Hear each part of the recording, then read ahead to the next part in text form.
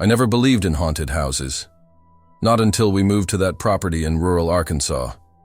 A wooden house, isolated by miles of dense forest, surrounded only by the distant chirping of cicadas and the wind that made the boards creak like old bones.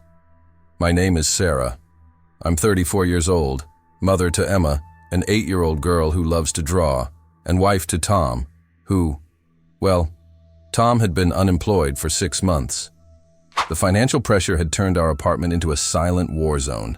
Whispered arguments, tired glances, bills piling up on the kitchen table. When we found that house, it seemed like the answer to everything. The rent was ridiculously cheap. Too cheap, Tom had said suspiciously. But I was desperate for a fresh start, for space, for silence. We arrived on a gray October afternoon. The dirt road had long since ended, and the house stood among the trees like something forgotten by time. 2 stories of dark wood, tall, narrow windows, a porch that groaned beneath our feet. Emma got out of the car and stood there, looking at the house with that expression children have when they sense something is wrong, but can't quite put their finger on it. "Mommy, does this house echo?" she asked, her voice small. "Echo?" I laughed, forcedly. "We haven't even gone inside yet, love." But she was right. When we opened the front door, the creaking echoed off the wooden walls like a long, hollow groan. Our footsteps sounded too loud. Every word we spoke seemed amplified, as if the house were listening. Tom carried the boxes inside while I explored the rooms.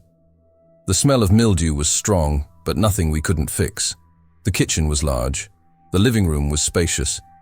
Emma's room was at the end of the second-floor hallway, with a window overlooking the forest. Everything seemed normal until night falls. That first night, after putting Emma to bed, I went downstairs to the kitchen to get a glass of water. The house was completely silent. But when I turned off the tap, I heard something. A whisper, low, almost imperceptible, coming from the walls. I froze. I listened intently. Nothing. Just the wind outside. "She's tired," I thought. "It's just the wind, just the wind."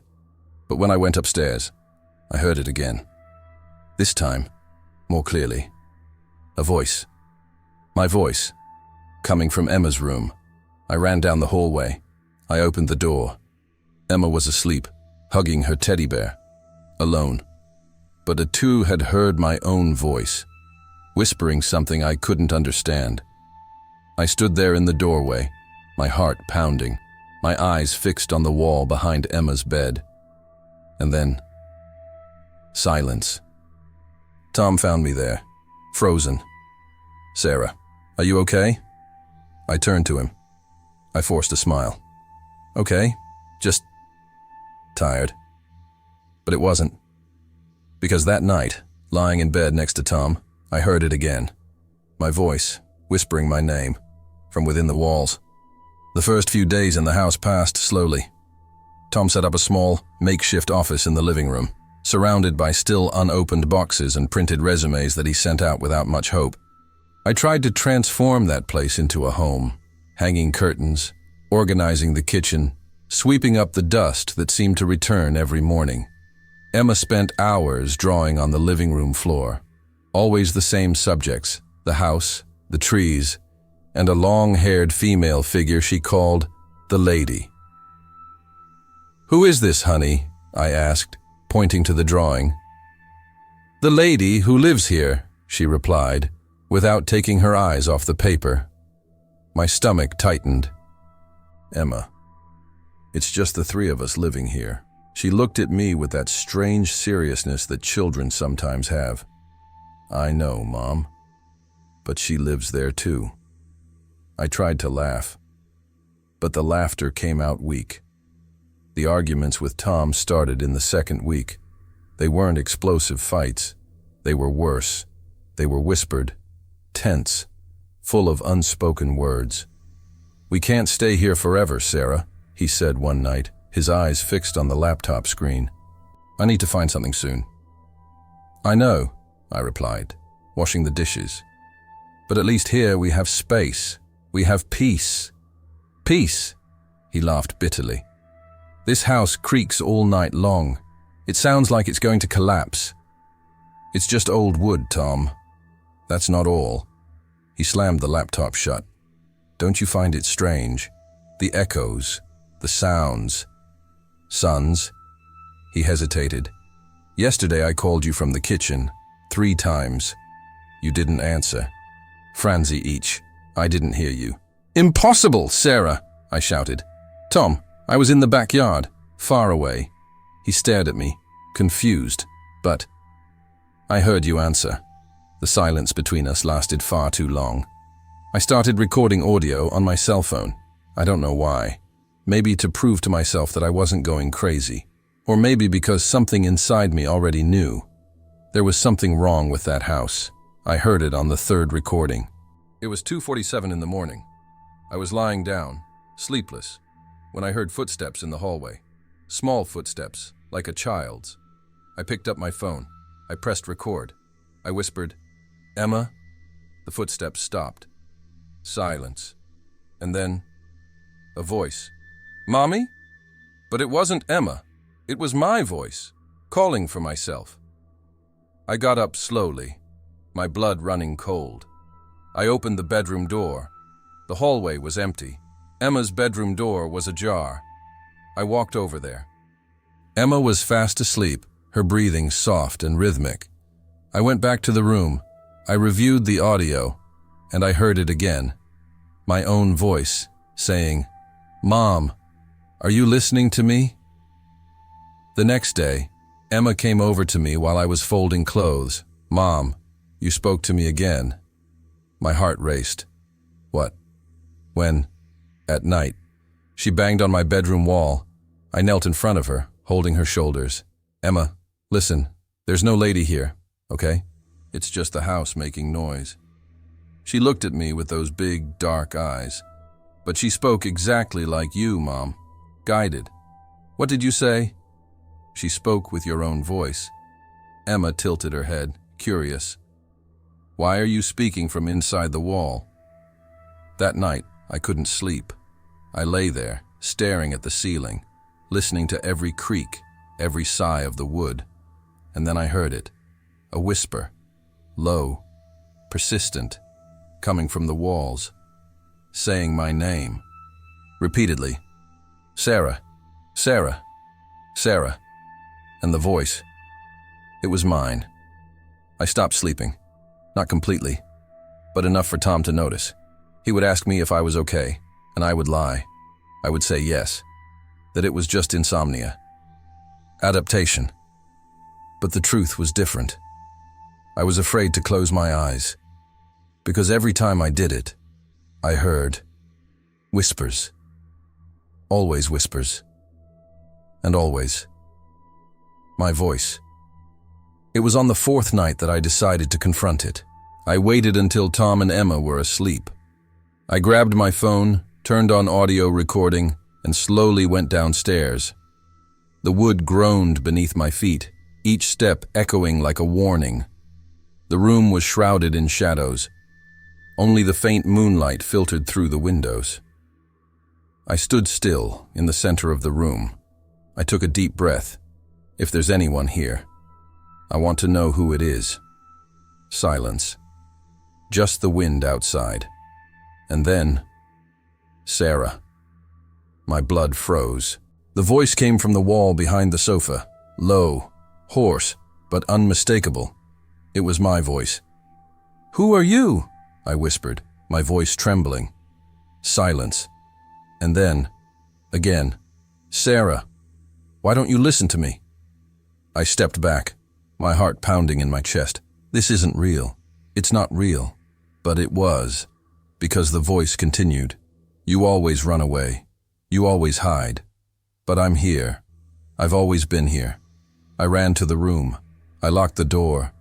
I leaned against it, breathless, my hands trembling. I reviewed the audio, and I heard it all again. My voice, whispering things I never said. But the worst part, that's what came next. In the audio, right after my escape, There was a sound, a laugh, low, distorted, my laughter. The next morning, Tom found Emma standing in front of her bedroom wall. "Emma, what are you doing?" he asked. She didn't answer. She just pointed to the wall. Tom approached, and he saw scratches, dozens of them, deep marks in the wood, as if someone had scratched it from the inside. He came downstairs and found me in the kitchen. "Sarah, have you seen Emma's room? Where are you from? The marks on the wall." I ran upstairs. Emma was still there, motionless, staring intently at the scratches. "Emma, what happened?" I asked, kneeling beside her. She turned to me, her eyes wide. The lady tried to leave. That afternoon, while Tom took Emma to play in the yard, I ripped some of the wallpaper off her bedroom wall. I needed to know. Underneath, the wood was marked, not just scratches. There were words engraved, scratched, repeated. Sarah, Sarah, Sarah, Sarah, hundreds of times. My name, written all over the wall. That evening, while we ate dinner in silence, Emma put down her fork and looked at me. "Mom, why did you call my name from the basement?" Tom and I froze. "What?" I asked slowly. "You called me. I heard you. You said, 'Emma, come here.'" I had never been down to the basement before. I looked at Tom. He was pale. "Emma, I didn't call you." She frowned, but I heard it. It was his voice. Tom got up from the table, went to the basement door and opened it slowly. The staircase descended into complete darkness. A heavy smell of mold rose. "Sarah," he called, his voice tense. "Come down here." "Why?" "Just go down." I went down the stairs after him. Tom turned on his cell phone flashlight, and then we saw, on the hard-packed dirt floor, footprints, barefoot footprints, small, a woman's, leading from the center of the basement, all the way to the wall, and then disappearing, as if anyone had entered on the wall. Tom looked at me, his face pale. "Sarah, these footprints." I knew what he was going to say, because I saw it too. They were my number. Tom installed a security camera in the room the next day. We didn't argue. We didn't need to. We both knew something was wrong. Very wrong. He positioned the camera in the corner, pointing it towards the sofa and the hallway. He set it to record at night, with a motion sensor and audio. "If there's someone, or something, we'll know," he said, more to himself than to me. I simply nodded. That night, I went to bed early. I pretended to be asleep. But my eyes remained open, fixed on the ceiling, waiting for the whispers, and they came. They always came.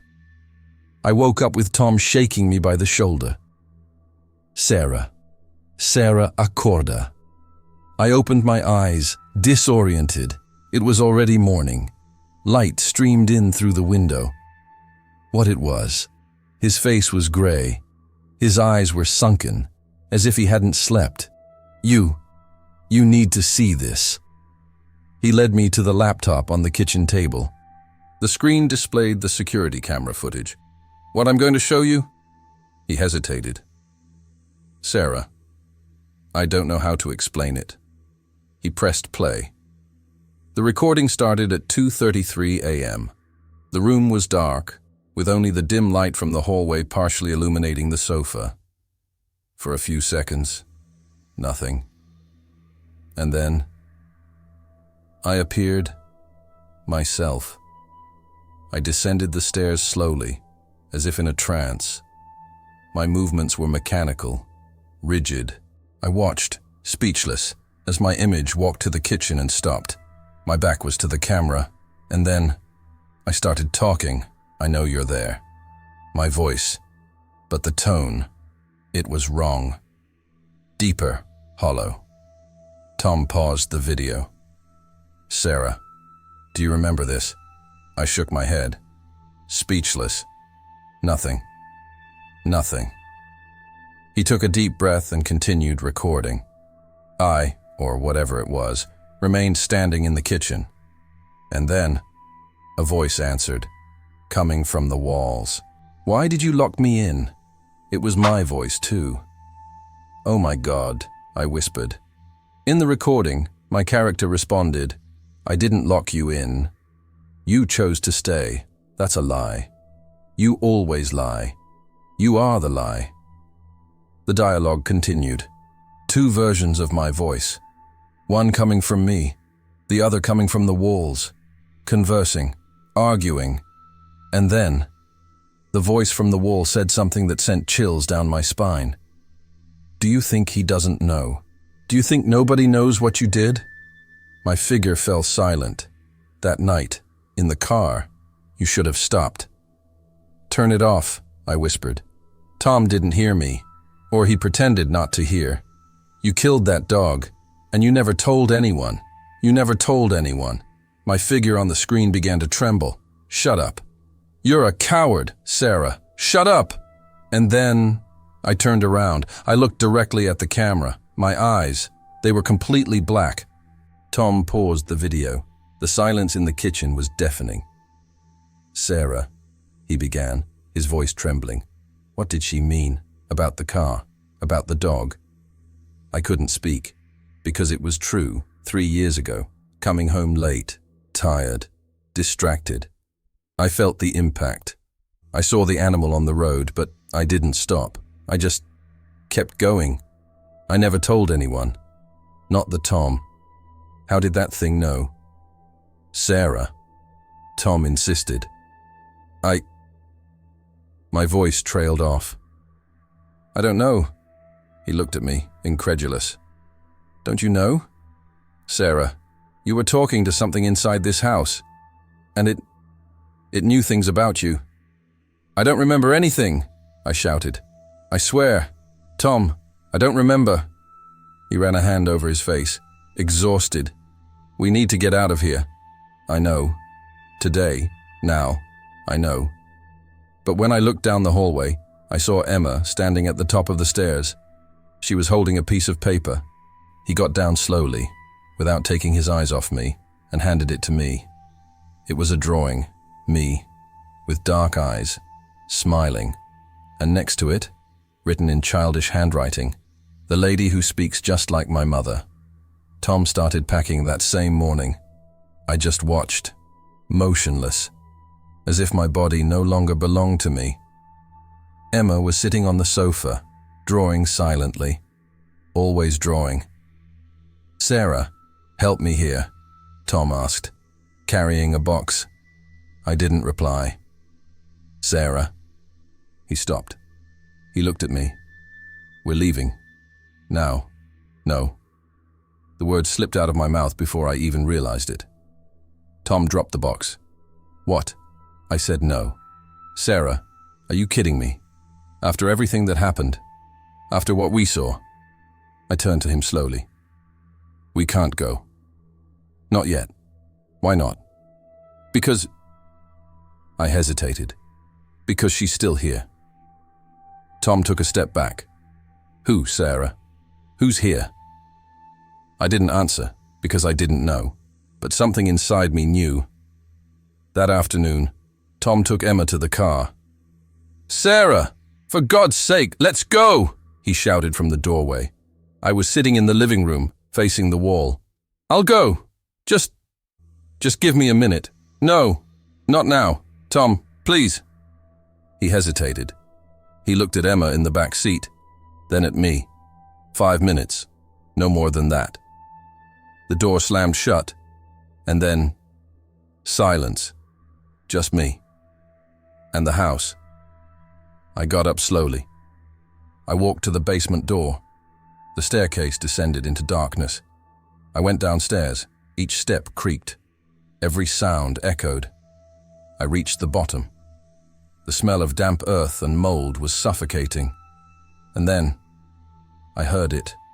You're back. My voice, coming from the walls. "Who are you?" I asked, my voice firm now. "You know who I am." "I don't know." "Liar," it tells me. Silence. And then, the wall in front of me began to pulsate, as if something were breathing behind it. "I am you, Sarah. The part of you that you locked away, the part that you buried, the part that you pretended didn't exist. That doesn't make sense. Yes, you always knew. You always felt it. That guilt, that emptiness, that voice inside your head telling you that you're not good enough, that you're a fraud, that you deserve to suffer." Tears began to stream down my face. "Stop. I am everything you've been hiding. And now, I want to leave." The wall began to crack. Tom heard the scream. He ran back to the house, Emma in his arms. "Sarah!" He went down the basement stairs, and he found me standing there, with my back to him, whispering at the wall. "Sarah!" he called, his voice trembling. I didn't turn around. I continued whispering. "Sarah, let's go. Now." "So?" I turned around, slowly. Tom saw my face, and it froze. My eyes, they were empty, completely black. "Sarah," he whispered, and then I smiled. It wasn't my smile. "She's not here anymore, Tom." He grabbed Emma and ran. "My name is Tom. I don't know if anyone will hear this, but I need to put it on record. Sarah disappeared. The police searched. They found nothing. No trace. No clues. It's as if she never left that house. I found her cell phone. It had one last audio message recorded on it. I shouldn't have listened, but I heard it was Sarah, or something that looked like Sarah. She said, "I never left. I've always been here, waiting, and now I'm free." We're in a motel now, Emma and I, far from that house. But last night, I heard something, a whisper, coming from the bedroom wall. And the voice, it was Emma's, calling my name. But Emma was sleeping next to me. I think we brought something with us. If something has bothered you so far, hold on tight. This is just the beginning.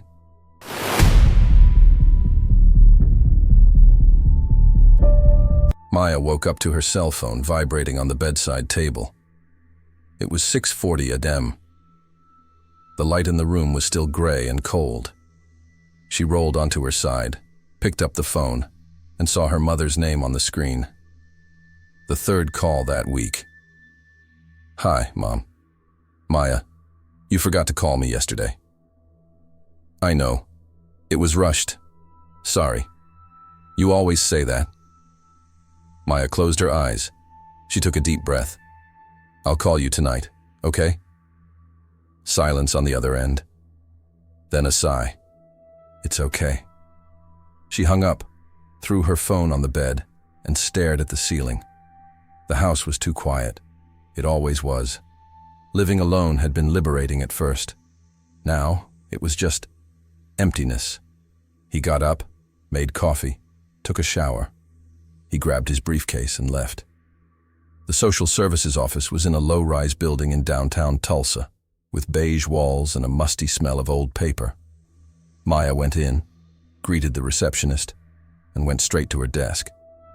3 new reports were waiting for her. The first was about a child with bruises. The second, about a teenager who had been absent from school for weeks. The third, she stopped reading. Anonymous complaint. Harlow family. 2 minor children. Strange behavior. Children never leave the house. Constant silence. Maya frowned. Strange behavior was vague. It could be anything, but her instinct told her to go. It always did. She took the address, wrote it down in her notebook, and left. The house was a 40-minute drive away, on a dirt road surrounded by empty fields. It was a simple, light-colored wooden building, with a front porch and windows covered by thin curtains. Everything seemed normal. But there was something in the air, a weight, as if the place were waiting. Maya parked, picked up her clipboard, and walked to the door.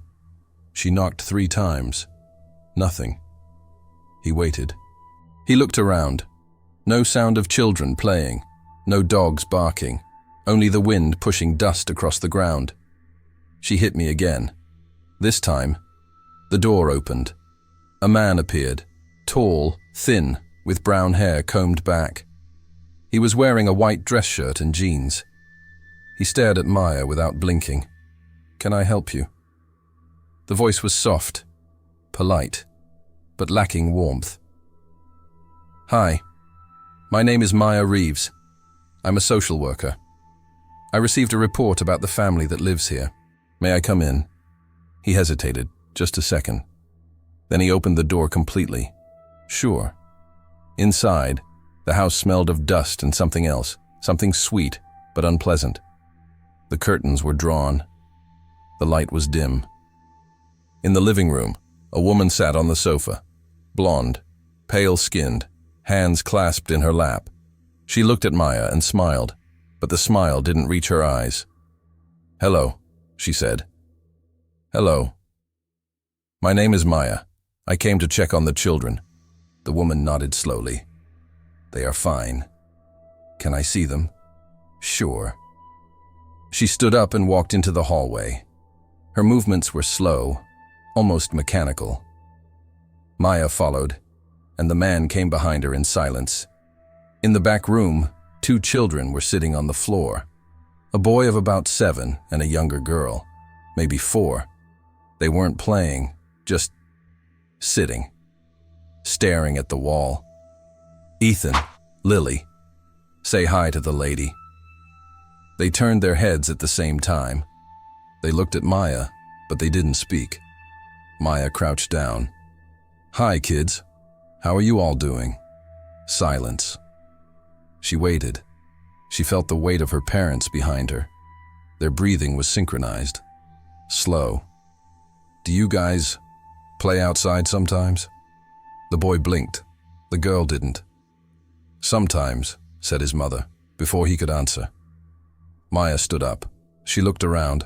Nothing wrong, but everything was wrong. "Okay, I'll be back next week, all right?" "Of course," said the father. They accompanied her to the door.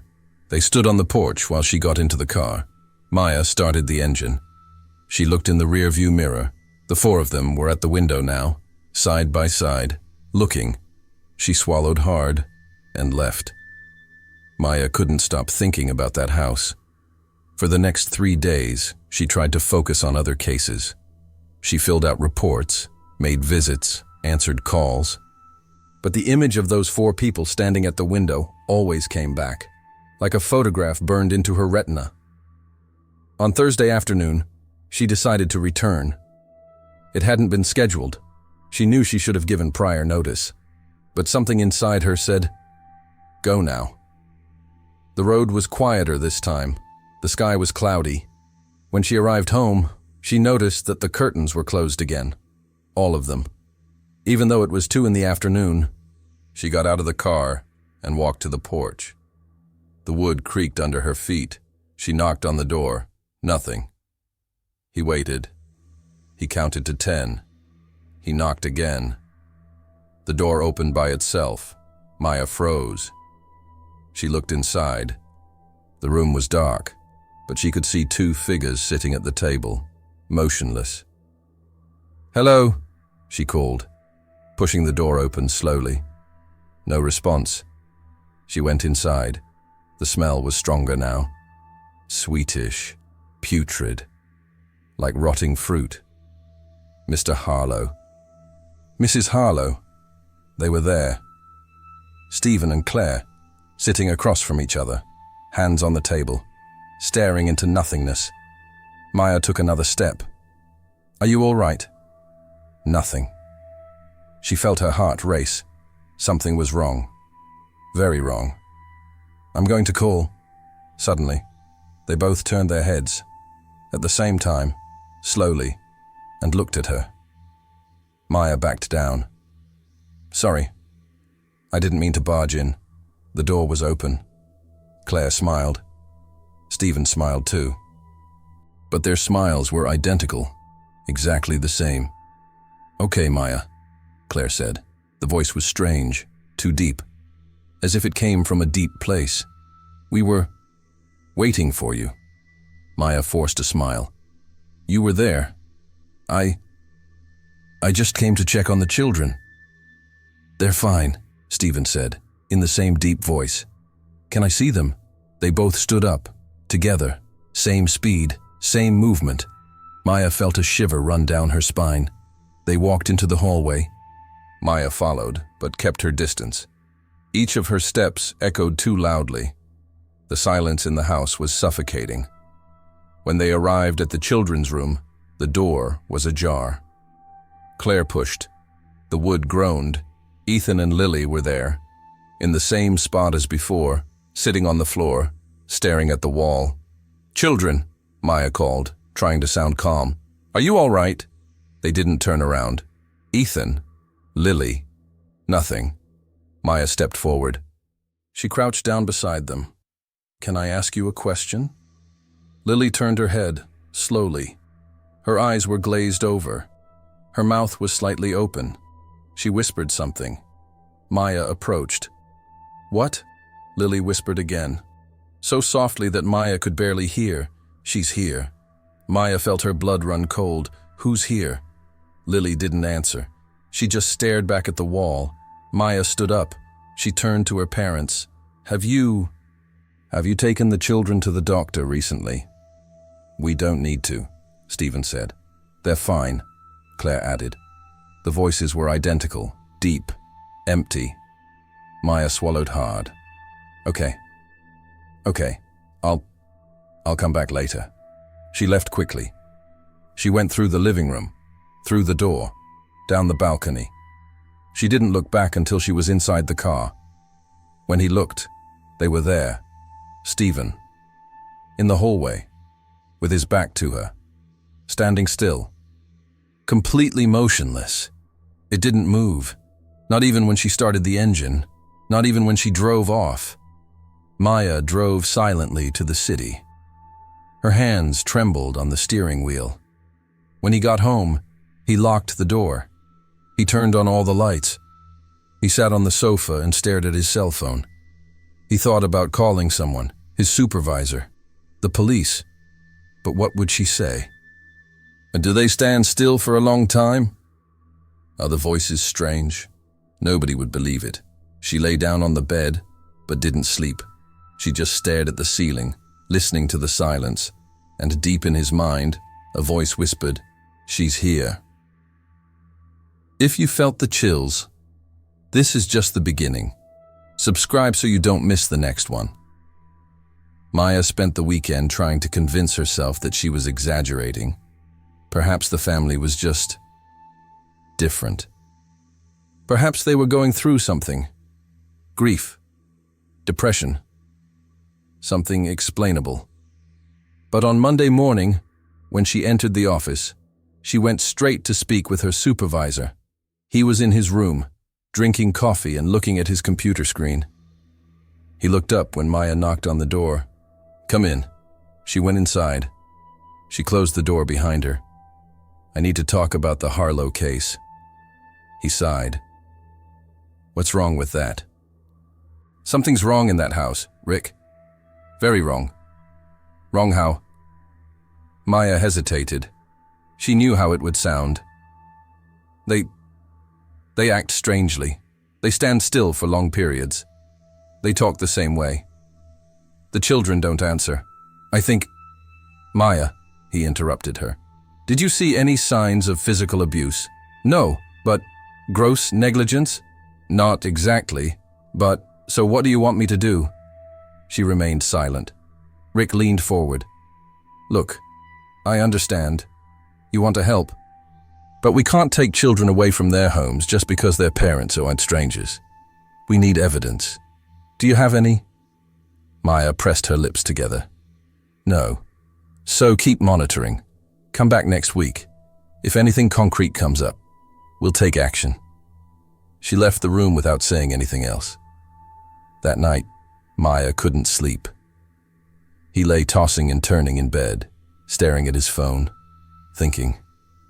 At 11:30, she made a decision. He got up. He put on a sweatshirt. He grabbed his keys.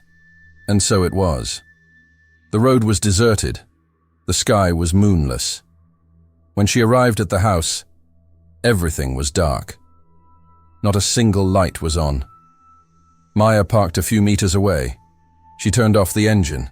She stood there staring. The house looked lifeless. She grabbed the flashlight from the glove compartment and got out of the car. The wind was blowing cold. She walked slowly to the porch. He knocked on the door. Silence. He hit again, harder, and then, from inside, he heard footsteps. These weren't normal steps. They were synchronized, several feet hitting the ground at the same time. The door opened, and there they were, all four.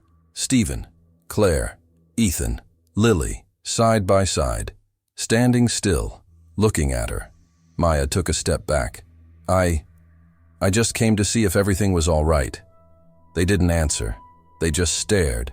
And then, all at once, they took a step forward. Maya felt her chest tighten. You want me to come in?" They nodded. Together. Same speed, same angle. She swallowed hard. She went inside. The room was freezing, dark. They turned on a single lamp in the corner, a weak, yellowish light. The four of them moved to the table. They sat down, all at once. Same posture, hands on the table. Maya stood near the door. Are you all right?" They turned their heads, all at the same time, and looked at her. "We are," they said together. There was only one voice, deep and resonant, coming from four mouths. Maya felt her blood run cold. You're talking at the same time." "Yes," they answered, again in unison. "Why?" Silence. And then, the single voice said, "Because we are one." Maya backed down. "What?" "We are one," they repeated. "We always have been." All four heads tilted to the side. Same direction, same angle. "You came to see us, Maya. Now we see you." She felt her legs trembling. I need to go." "No need," they said, standing up, together, slowly.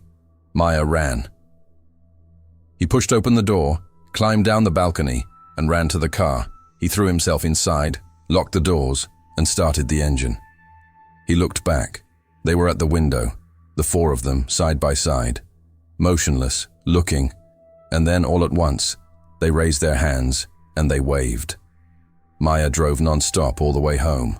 She locked all the doors, all the windows. She turned on all the lights. She sat on the living room floor, hugging her knees, and he stayed there until the sun rose.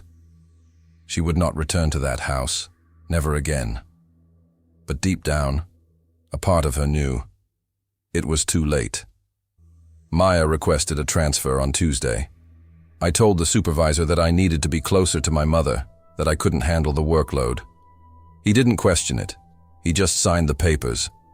She left Tulsa 2 weeks later. She rented a small apartment in Oklahoma City, far from that road, far from that house. In the first few days, she almost managed to convince herself that it had been a breakdown.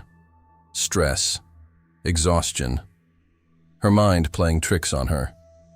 But at night, when everything was quiet, she could hear it. Footsteps in the hallway. Slow. Heavy. Synchronized. She checked. There was never anyone there. In the 3rd week, Maya began to notice other things. I would wake up sitting in the living room. I don't remember getting out of bed. She would stand in front of the mirror for minutes, staring, without blinking. Once, she realized she had spent almost half an hour standing in the kitchen, just standing there, staring at the wall. She tried to ignore it, but she knew. Something had come with her. It was on a Friday night that everything changed. Maya was lying in bed, trying to sleep. The house was silent, until she heard something. Maya. She opened her eyes. The voice had come from the hallway, but it wasn't a strange voice. It was that, "Maya, you saw us." She sat up in bed. Her heart was racing. "Now we see you." The voice continued, deep, resonant, but with her own timbre, as if someone had recorded her voice and distorted it. She stood up. She walked to the bedroom door. She opened it slowly. The hallway was empty. "Who's there?" she whispered. Silence. And then, from the back of the apartment, the voice replied, "You know who we are." Maya felt tears welling up. She locked the bedroom door. She pushed a chair against it. She sat on the floor, hugging her knees, and he stayed there. Until dawn. In the following days, things got worse. Maya would wake up in places she didn't remember being in the kitchen, in the living room. Once, at the front door, with her hand on the doorknob, she started wasting time. She looked at the clock. 3 in the afternoon. She blinked. 6:30, with no memory of what had happened in between. And then, he began to hear his own voice, inside his head. "You let us in. Now we are one." She tried to seek help. She called a psychiatrist. She made an appointment. But when the day arrived, she didn't go. Something inside her wouldn't let her. A week later, Maya decided to record an audio message. She didn't know who she would send it to. Maybe no one, but she needed to document it. She sat on the bed, cell phone in hand. She pressed the red button, and he began to speak. "My name is Maya Reeves. I used to be a social worker. A few weeks ago, I was called to investigate a family, the Harlow family. They lived in an isolated house near Tulsa." She paused. She took a deep breath. "At first, I thought it was just strange behavior, but it wasn't. There was something in that house, something that took hold of them, all of them. And now," his voice cracked, "now I think it's taking over me too." She looked at her own hands. They were trembling. "I'm wasting time. I wake up in different places. I hear my voice. But it's not me talking. I don't know what to do." Tears streamed down her face. "If anyone hears this, don't go to that house. Don't try to help. Just run away. Please." She was going to turn off the recorder, but then something changed. Her hands stopped shaking. Her face calmed down. She looked at her cell phone, and she smiled. It wasn't her smile. She continued speaking, but her voice was different, deeper, more resonant. "Everything is all right now," she said, in a voice that wasn't her own. "We're together. We are one." She turned off the recorder. He placed his cell phone on the bedside table, and she sat on the bed, straight, hands on her knees, looking at the wall. Property, silent, waiting.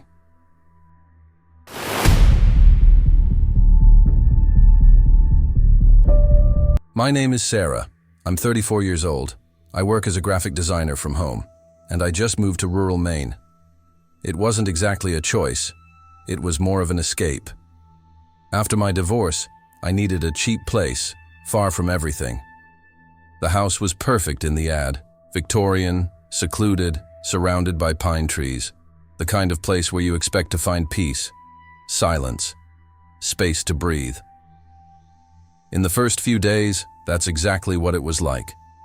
I spent my afternoons organizing the boxes, listening to the wind in the trees, trying to convince myself that I had made the right choice. At night, the silence was so heavy that I could hear my own heart beating. But there's one thing about old houses that nobody tells you. They make noise. Lots of noise. Wood creaking, plumbing squeaking, drafts that sound like whispers. At first, I laughed at it. An old house being an old house, I told myself, until the first time the basement door opened by itself. It was a Tuesday, around 3 in the morning. I woke up feeling cold, that kind of damp cold that feels like it seeps into your bones. I went downstairs to get an extra blanket and the basement door was wide open, as if someone had gently turned the doorknob and pushed it open slowly. I swore I locked it before going to sleep. I always lock it, afraid of rats, insects. I don't know. Basements have given me the creeps ever since I was a child. But there it was, open. And from that dark hole came a smell of damp earth and mold. I closed it quickly. I locked it twice. I went back to bed convincing myself it was the old lock, that I must have forgotten to turn it properly. It happened again on Thursday, and on Saturday, always in the early morning, always around 3 o'clock. I started testing it. I locked it tightly. Then I put a chair against it. The next morning, the chair was on the floor. The door was open. I called my ex-husband. He laughed. "Sarah, relax. It's just an old house. You've always been too anxious." I hung up angrily. But he was right about one thing. I've always been anxious, so I tried to ignore it. Until the night I heard something. I was lying down, almost asleep, when I heard a sound coming from downstairs, something dragging. Slowly, as if someone were pulling a heavy object across the concrete floor. My body froze. I stood there, holding my breath, waiting for the sound to stop. But he continued. Drag. Pause. Drag. Pause. I didn't go downstairs. Not a chance. I covered my head with the pillow and waited for dawn. The next day, I bought a new lock, a stronger one, made of metal. The kind you see on security doors. I installed it myself. I tested it 3 times. Impossible to open without the key. I went to sleep feeling safe for the first time in weeks. At 3:12 a.m., I woke up. The basement door was open, and this time, I had the key in my pajama pocket. I spent the next day searching on Google. Door opens by itself, cause faulty lock symptoms. Old house with structural problems. I found forums full of people with the same problem. Warped wood, dampness, uneven foundation. Everyone had rational explanations. Everyone solved it by changing hinges or adjusting the door frame.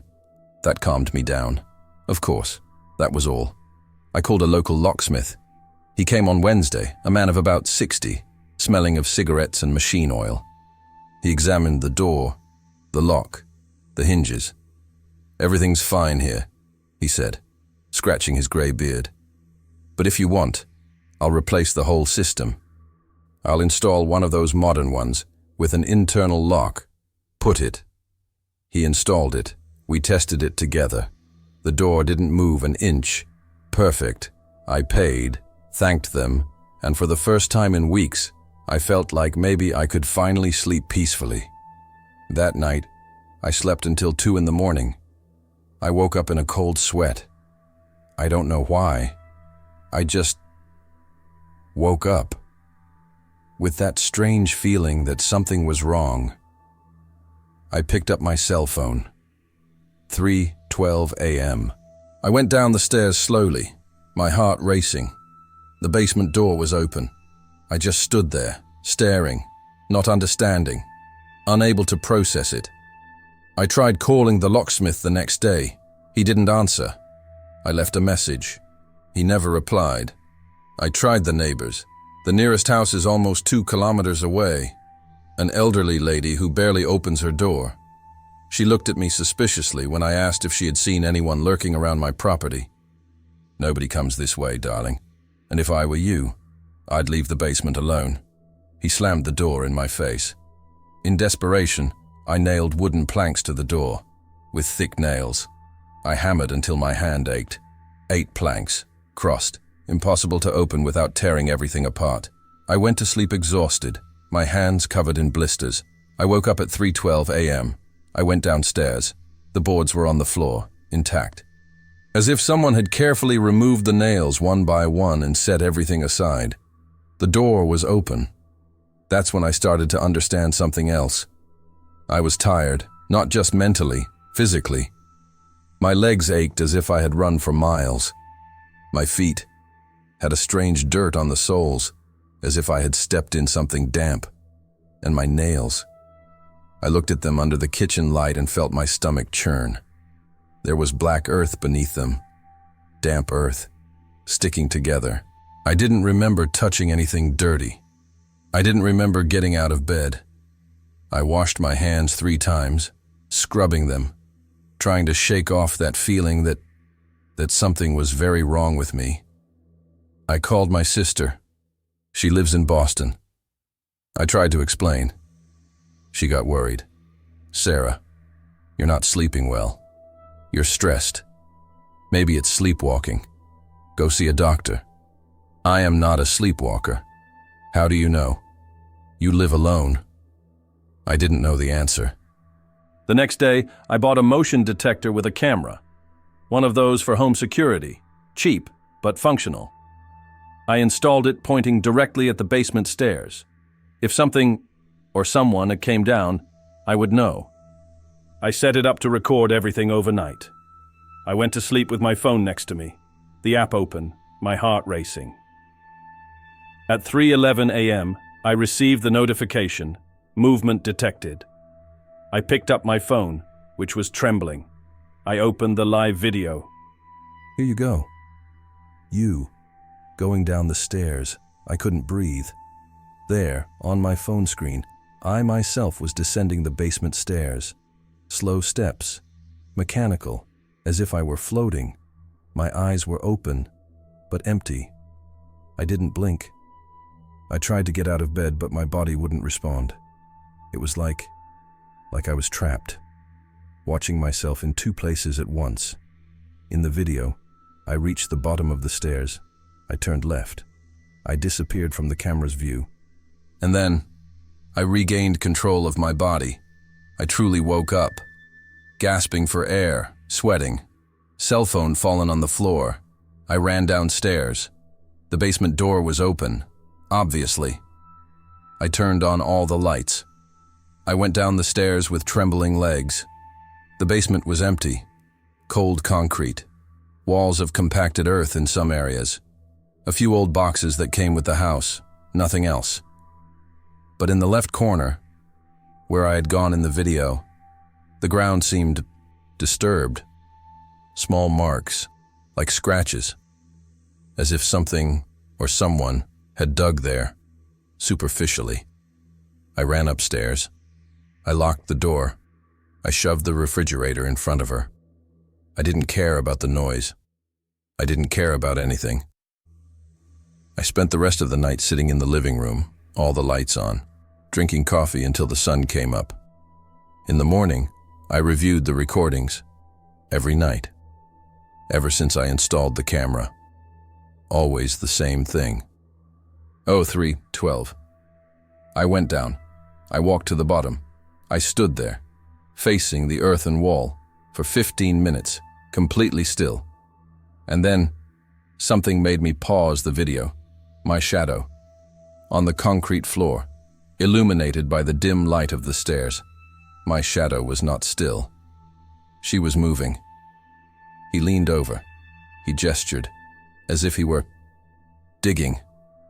But in the video, I was motionless, arms at my sides, just staring at the wall. I watched it 3 times, 4, trying to understand, trying to find some technical error, some camera distortion. But it wasn't a mistake. My shadow moved on its own. And then, in the last video, the recording from last night, I saw something worse. After standing still for 15 minutes, I bent down, slowly. I placed my hands on the ground, and I began to scratch the earth, with my fingernails, scratching, digging, slowly, methodically, for 10 minutes straight. I looked at my hands at that moment. My nails were broken, cracked at the tips. 2 of them were bleeding slightly at the edges. I had done that. Me, but not me.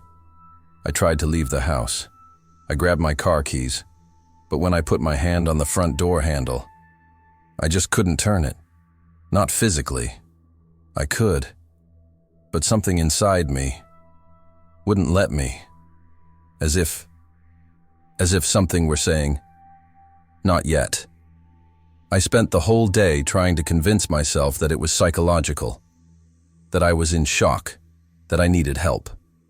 I called a psychiatrist. I left a message. I thought about calling the police.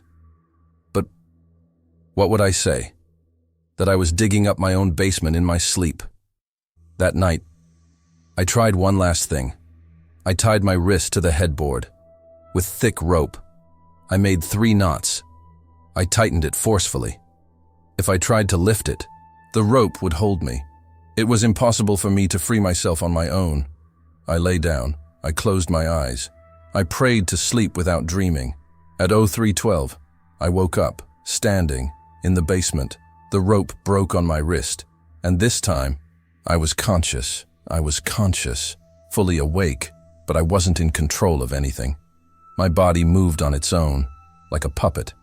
I felt every muscle, every movement, but I couldn't control any of them. My eyes were fixed on the earthen wall in the left corner of the basement. I tried to scream. Nothing came out. I tried to throw myself to the ground. My body kept moving. And then, I saw my shadow on the ground, cast by the dim light of the stairs. She wasn't mine. It looked like someone was bent over, with their arms stretched out in front of them, as if they were frantically digging, and my body started to imitate it. I fell to my knees. My hands touched the cold earth, and they began to dig. I could feel the pain, my nails breaking, my skin tearing on the rocks, the dirt getting under my nails, but I didn't stop. Dig, deeper, deeper, and then my hands touched something solid. Metal. I dug around. I revealed it little by little. A small box, the size of a shoebox. Rusty. Old. Very old. My body stopped digging. I picked up the box. I stood up. I went upstairs. I placed the box on the kitchen table, and then I regained control. I fell to the ground, crying, trembling, looking at my destroyed hands. But the box was there, waiting. It took me almost half an hour to muster the courage to open it. Inside, there was an old photograph, black and white, faded. A woman, standing in front of that same house, same porch, same pine trees in the background. She was wearing a simple dress, maybe from the 60s, and she was smiling. But the smile was strange, forced, as if someone had told her to smile. I'll turn the photo over. On the back, handwritten in faded ink, Ella Mae Turner, 1962. She always comes back. My stomach churned. I looked at the photo again, and that's when I realized her face. It wasn't identical to mine, but it was. Very similar. Same deep-set eyes, same jawline, same nose shape, as if we were related, or something worse. I didn't know anyone named Ella Mae. I had never heard that name in the family, but she had lived here, in this house, and something had happened to her. I threw the photo back in the box. I closed it. I ran to the car. This time, I managed to get out. I drove to the nearest town. I rented a cheap motel room. I stayed locked up there for 2 days. I thought about never coming back, but I needed documents, clothes, my work laptop. I returned on a Friday afternoon. The sun was still high. I felt safe. I went in quickly. I grabbed everything I needed. I threw it into suitcases. Before leaving, I looked out the living room window.